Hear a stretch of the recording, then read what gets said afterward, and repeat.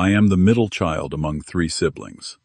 Growing up in suburban Connecticut, our family appeared picture perfect from the outside. Dad was a successful executive, Mom was the socialite housewife, and we three kids seemed to have everything.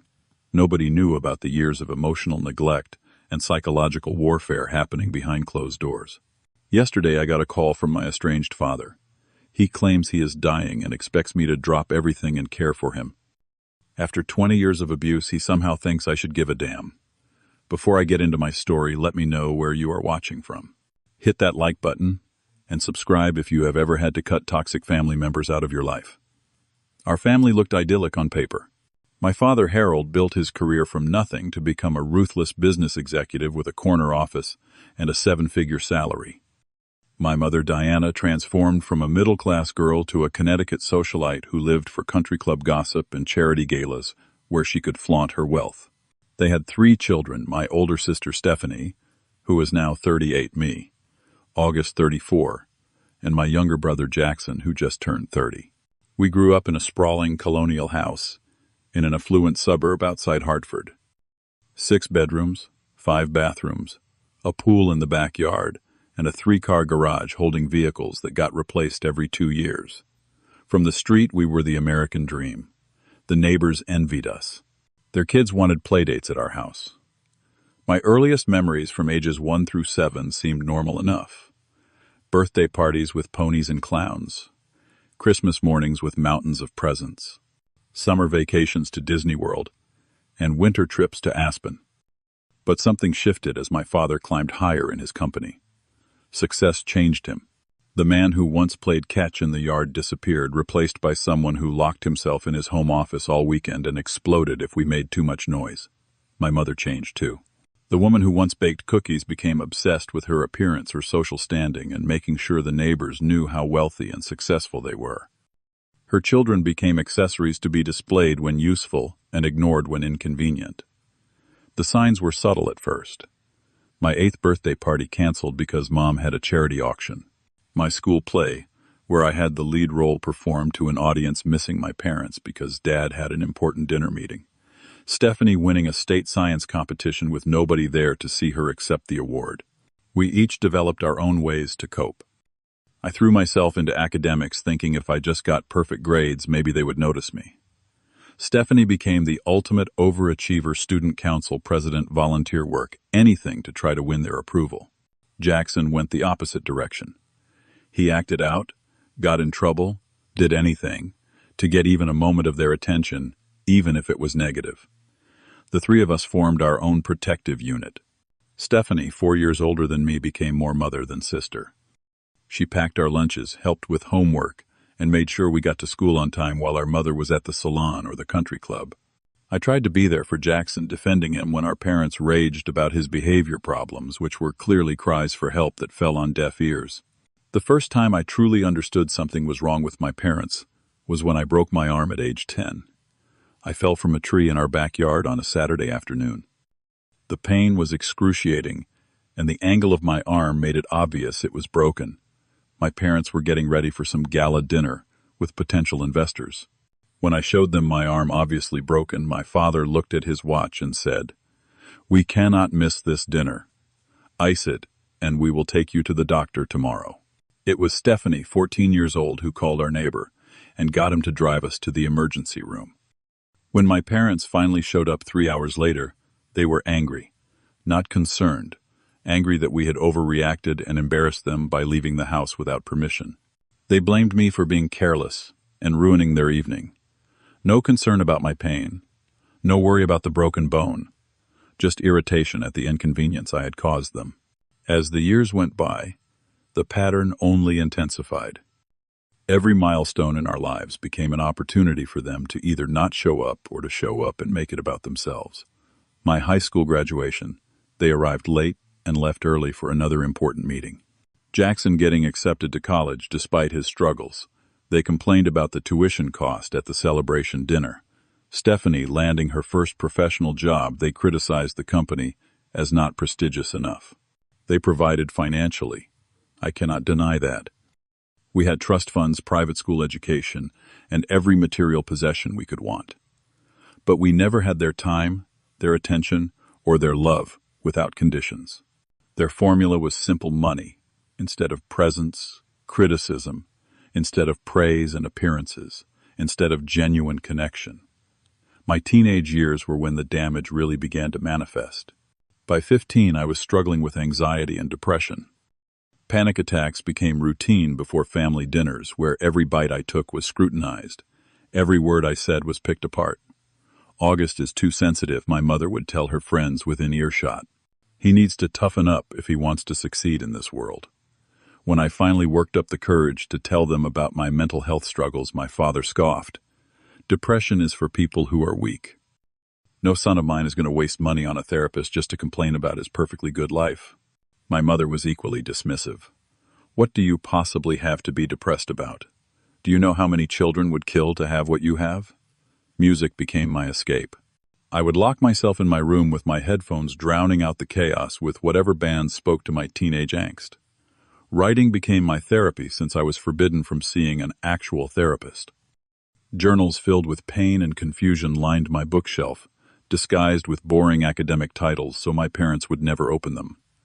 When I was 16, I met Grace. Her family lived in a modest house across town. Her father was a high school English teacher, her mother a nurse. The first time I went to their house for dinner, I nearly broke down in tears. Her parents asked her about her day and actually listened to her answer.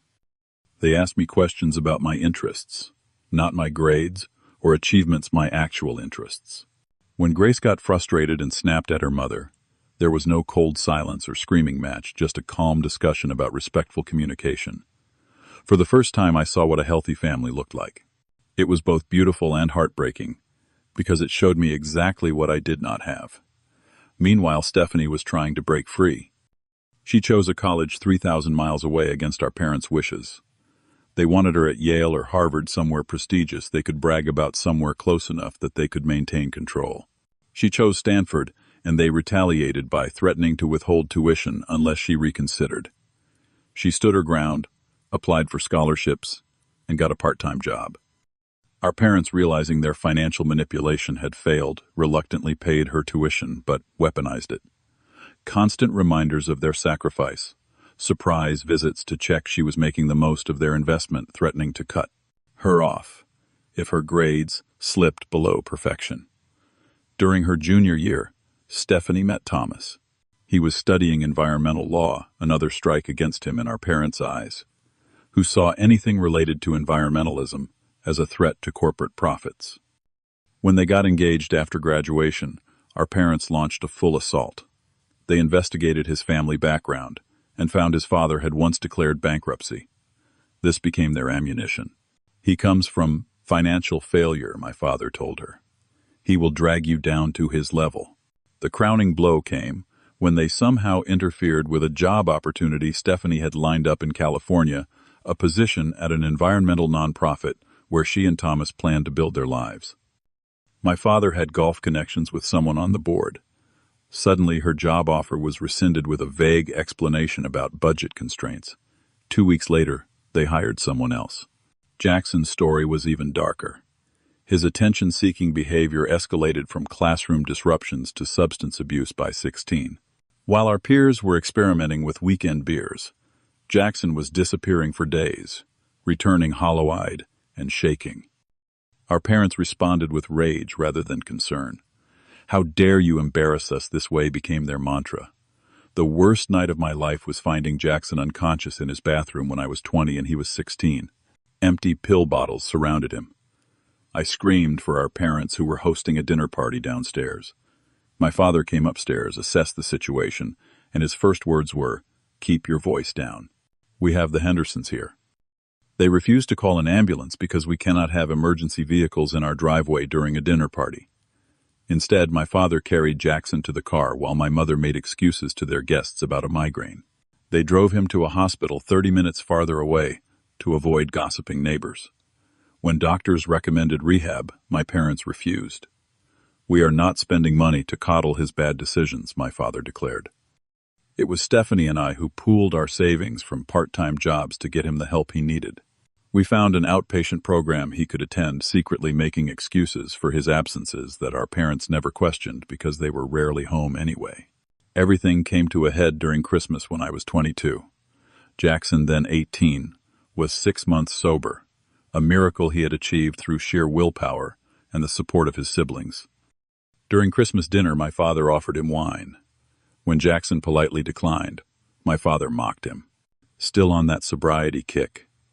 When are you going to grow up and learn to drink like a man? My mother chimed in. Really, Jackson, addiction is just a lack of willpower. Your father and I drink socially all the time without becoming alcoholics. Something in me snapped. 22 years of suppressed rage came pouring out. Stop it, both of you. Do you have any idea what he has been through? What we have all been through because of you? The table fell silent. My father's face turned crimson. How dare you speak to us that way, in our own home? After everything we have provided for you. Provided, I laughed bitterly. You provided everything except what children actually need: love, support, attention. My mother's response cut deeper than anything. With ice in her voice, she said, If you are so unhappy here, August, perhaps you should leave. We only want grateful children in this house. My father added the final blow. Continue with this attitude, and you will find yourself cut off completely. No trust fund, no inheritance, no family connections to help your career. Think carefully about your next words. I looked at Stephanie, then Jackson. In their eyes, I saw the same realization dawning. Our parents had never loved us. They had only ever possessed us. We were extensions of themselves, trophies to display when it suited them, disappointments to hide, when we failed to reflect the image they wanted. The financial manipulation escalated as we got older. My parents dangled inheritance prospects whenever they needed compliance. They threatened to cut off college funding when we showed any independence. They pitted us against each other, telling Stephanie that Jackson and I thought her fiancé was using her for money, telling me that Stephanie and Jackson laughed at my career ambitions behind my back. We later discovered these lies when we finally started comparing notes. Their strategy was simple but effective. Divide the siblings, prevent unified resistance. My own breaking point came at 25. After years of hard work, I had achieved significant recognition in my field. A prestigious award for a research project I had developed independently, deliberately avoiding using any connections from my father. The night I won, my parents attended the ceremony because several of their social circle would be there. As I accepted the award, I thanked Grace, my now fiancée, my siblings and mentors who had supported me. I did not thank my parents. In the car afterward, my mother noted the embarrassing oversight. My father was more direct. You, ungrateful little shit. Do you think you would be where you are without the advantages we gave you? Without the DNA we gave you? Everything you are comes from us. Grace, who had never directly witnessed their abuse before, was stunned into silence. Later that night, she held me as I experienced the worst panic attack of my life. This is not normal, August, she whispered. This is not how parents should treat their children. The next day, I made my first appointment with a therapist, paying out of pocket to avoid using my parents' insurance, so they would never know. Dr. Patterson helped me recognize what I had experienced my entire life: emotional abuse, narcissistic parenting, and conditional love that was not really love at all. The turning point for all three of us came during a secret meeting at Stephanie's apartment. We had never openly discussed our shared trauma before, each of us suffering in silence. Each thinking perhaps the others had it better, each feeling alone in our pain. Jackson brought a 6-pack of non-alcoholic beer. Stephanie made her famous lasagna. I brought decades of suppressed rage and confusion. We started talking at 7 in the evening. We finished as the sun rose the next day. They told me, you both thought my sobriety was a phase, Jackson revealed. Stephanie gasped. They told me you resented me for leaving for college and abandoning you. I added my own revelation. They told me you both thought I was weak and oversensitive. One by one, the lies crumbled. One by one, we recognized the divide-and-conquer strategy that had kept us isolated even from each other. As dawn broke, we made a pact. We would protect each other, support each other, and find a way out together. Our escape required planning. We needed financial independence first and foremost. Our parents had weaponized money our entire lives, and freedom meant cutting those strings. I focused on building my career through connections my father did not know or control. I took a position at a smaller firm that would never intersect with his business circles. The pay was less, but the autonomy was priceless. Stephanie and Thomas moved forward with their wedding despite our parents' disapproval. They chose a small ceremony with close friends. Our parents attended but made their displeasure known through passive-aggressive comments and chilly silence. Jackson, now 2 years sober, enrolled in community college to rebuild the education he had sacrificed during his addiction. He worked nights as a bartender serving drinks he no longer drank, and slowly built a new life. We all began setting boundaries, limited visits, declining invitations to family events that would only serve as stages for our humiliation, redirecting conversations when they became manipulative. Our parents responded with escalating attempts to regain control. My father called my boss under the guise of a business opportunity, but really to check if I was performing well. My mother showed up unannounced at Grace's workplace to get to know her better, but spent the entire lunch interrogating her about our relationship and wedding plans. The final breaking point came in 3 separate incidents that together made our decision clear. My father's business faced a significant setback, a failed merger that cost millions. Somehow in his mind this became my fault. Though I worked in an entirely different industry and had no connection to his deal, he called me in a rage. "You mentioned this merger to someone, didn't you? You have always been jealous of my success. You wanted to see me fail." The accusation was so absurd I actually laughed, which only enraged him further. He threatened to destroy my reputation in the business community. The threat might once have terrified me. Now, having built my career specifically outside his sphere of influence, I simply hung up. For Stephanie, the moment came when she announced her pregnancy. Rather than excitement, our mother's first response was concern about how pregnancy weight would look in the wedding photos. When Stephanie protested this response, our mother launched into a tirade about Stephanie's selfishness and poor timing, eventually suggesting that perhaps she should consider her options rather than rushing into motherhood with a man from questionable stock. Jackson's moment came during a family dinner, celebrating his 2-year sobriety anniversary, a dinner he had reluctantly agreed to after our parents insisted they wanted to show support. Halfway through the meal, our father ordered scotch for the table, including a glass for Jackson. When Jackson reminded him of the occasion we were celebrating, our father waved dismissively. 2 years is long enough to prove your point. No son of mine is going to spend his whole life afraid of a drink. That night, the 3 of us had an emergency conference call. Without explicitly discussing it, we all arrived at the same conclusion. No contact was the only way forward. No gradual withdrawal. No more boundaries that would inevitably be trampled. Complete severance. We sent identical letters explaining our decision. We changed our phone numbers. We blocked their emails. We warned friends and colleagues not to share our information. We were done. The first 6 months of freedom were disorienting. I would wake up in a panic thinking I had forgotten some family obligation that would earn their wrath. I would reach for my phone to check for missed calls before remembering they could no longer reach me. Our parents tried every manipulation tactic in their arsenal. They reported Stephanie missing to the police, forcing her to explain to officers that she was a 32-year-old woman who had chosen to cut contact with her parents. They showed up at Jackson's workplace, creating a scene that nearly cost him his job. They sent flying monkeys, distant relatives and family friends, to guilt us with tales of how heartbroken they were, how our cruel abandonment was killing them slowly. Extended family largely sided with our parents, partly because they only knew the version of events our parents shared, partly because many of them had normalized this type of family dysfunction themselves. We lost cousins, aunts, uncles, but we gained something more valuable: peace. Throughout this withdrawal period, we supported each other. Weekly sibling dinners became our new tradition. Group texts, filled with inside jokes and genuine encouragement, replaced the toxic family group chat where our parents had once dispensed criticism and demands. Gradually, we built new families of choice. Grace became my wife, in a small ceremony attended by people who truly cared about us. Stephanie and Thomas welcomed a beautiful daughter named Emma, who would grow up never knowing the pain her mother had endured. Jackson found a community through his volunteer work at a recovery center, forming bonds stronger than blood. My professional life flourished without the shadow of my father's expectations. I took risks. He would have forbidden pursued projects based on passion rather than prestige, and found fulfillment in work that mattered to me.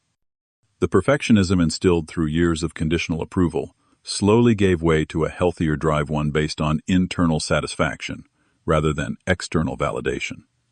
Therapy became a constant companion on this journey. Dr. Patterson helped me unpack the legacy of my upbringing, trust issues in relationships, difficulty accepting praise, the persistent feeling that I needed to earn love rather than deserving it inherently. Healing was not linear. Some days brought breakthrough insights. Others sent me spiraling back into old patterns of self-doubt and anxiety. The hardest lesson was learning to parent myself, to speak to myself with the kindness my parents never showed, to forgive myself for mistakes they would have weaponized to celebrate achievements without qualification. Grace's unwavering support made this possible. "You are worthy of love exactly as you are," she would remind me on the darkest days. Eventually, I started to believe her. 3 years of blessed silence ended with a voicemail from a number I did not recognize. "August, this is your father. I have been diagnosed with pancreatic cancer. Stage 4. Your mother is beside herself. I know we have had our differences, but surely you cannot continue this childish grudge now. Family helps family in times of crisis. Call me back. No apology. No acknowledgement of differences that were actually years of abuse. Just the expectation that illness would erase history, and we would come running back to our assigned roles, the dutiful, self-sacrificing children." I called Stephanie immediately. She had received the same message. So had Jackson. We scheduled an emergency video call that evening. "What are we going to do?" Jackson asked, his face pale. Stephanie, now cradling baby Emma, spoke first. "I know what they expect us to do. Drop everything. Move back to Connecticut. Become their caretakers. Pretend the past never happened." I nodded. "And once Dad recovers, or if this turns out to be another manipulation tactic, we will be trapped again." "But what if he really is dying?" Jackson's voice cracked. "Does that change anything?" We sat with that question. Does imminent death erase years of abuse? Does a terminal diagnosis entitle someone to forgiveness they never earned, amends they never made? In the end, we made a unified decision: we would maintain our boundaries. We would not return to caretaking roles. We would not expose our partners, children, or ourselves to people who had never acknowledged the damage they had caused, let alone worked to repair it. Their shock was palpable, even through the second-hand reports that reached us. They had genuinely believed that their illness would reset everything, that we would come crawling back out of obligation, guilt, or social pressure. The realization that their children truly would not give a shit if they died, at least not enough to re-engage with their abuse, seemed to genuinely blindside them. "Your parents are heartbroken," my mother's sister told me in a chance encounter at a grocery store. "They cannot believe their own children would abandon them in their time of need." "They abandoned us our entire lives," I responded calmly. "They are simply facing the consequences of their choices." 2 months later, I ran into my father at a medical building in Boston. I had taken Grace for a prenatal appointment. Yes, we were expecting our first child. He was there for treatment, looking gaunt and pale, a shadow of the imposing figure who had terrorized my childhood. We locked eyes across the waiting room. For a moment, I saw something I had never seen before: recognition. Not of me as his son, but recognition that he had lost something irreplaceable through his own actions. There was no triumph in seeing him this way, just a hollow sadness for what could have been. "August," he nodded stiffly. "Harold," I replied, using his first name deliberately. His eyes widened slightly at that small act of defiance. "I see your wife is expecting." "Yes, a grandchild I will never know." I said nothing. There was nothing to say. "Is there any chance?" he began. "No," I said firmly. "There is not. I wish you peace, but our paths remain separate." That night, the 3 siblings had another call. Stephanie reported similar encounters. Jackson had avoided direct contact, but had heard through mutual connections that our father's condition was indeed serious. "I feel guilty for not feeling guilty," Stephanie admitted. "I feel sad," Jackson said. "Not for them exactly. More for what we never had. For the parents they could have been. I feel both, I added, and anger still, and relief that we are free. All these emotions can exist simultaneously. We validated each other's complex feelings. There was no single right way to process the slow death of parents who had been emotionally dead to us for decades. In the months that followed, I reflected deeply on my journey. The wounds of childhood had not disappeared, but they had scabbed over. The scars would always be part of me, but they no longer defined me. I found peace in building a family based on the principles mine had lacked: unconditional love, genuine interest, respect for boundaries, celebration of uniqueness, rather than enforcement of conformity. As Grace's pregnancy progressed, I sometimes woke in panic, terrified I would repeat the patterns I had experienced. But unlike my parents, I did the work: therapy, parenting classes, support groups, to ensure the cycle ended with me. Through this process, I realized that entitled parents like mine operate on a fundamental misconception that creating life entitles you to control that life indefinitely. That children owe parents eternal gratitude and obedience simply for being born. That love is transactional rather than freely given. The truth is simpler, and more profound respect must be earned. Love flourishes only with freedom. Family is defined by actions, not blood. And no one, not even parents, is entitled to remain in your life if they bring only pain. As my father's condition worsened according to the updates we received, there were moments I questioned our decision. Not out of doubt that it was right for us, but out of the ingrained guilt that children of narcissists carry their entire lives. In those moments I remembered the words of my therapist: compassion does not require proximity. You can wish someone well from a distance. Today, as I prepare to welcome my own child into the world, I find myself surprisingly at peace. The family we have built, Stephanie and Thomas and little Emma Jackson and his chosen family of recovery friends, Grace and I and our unborn child, this is more real and solid than the facade of family I grew up with. The greatest lesson from all of this is that healing is not about forgetting the past, or even necessarily forgiving those who hurt you. It is about reclaiming your story, setting boundaries that protect your peace, and building something new from the ashes of what was destroyed. What is your story of creating boundaries with toxic family members? Leave a comment below sharing how you navigated these difficult waters. If this story resonated with you, please hit the like button and subscribe to hear more authentic stories about family dynamics and healing. Share this video with someone who might need to hear they are not alone in their family struggles. Thank you for listening, and remember, you are worthy of relationships that bring peace, not pain.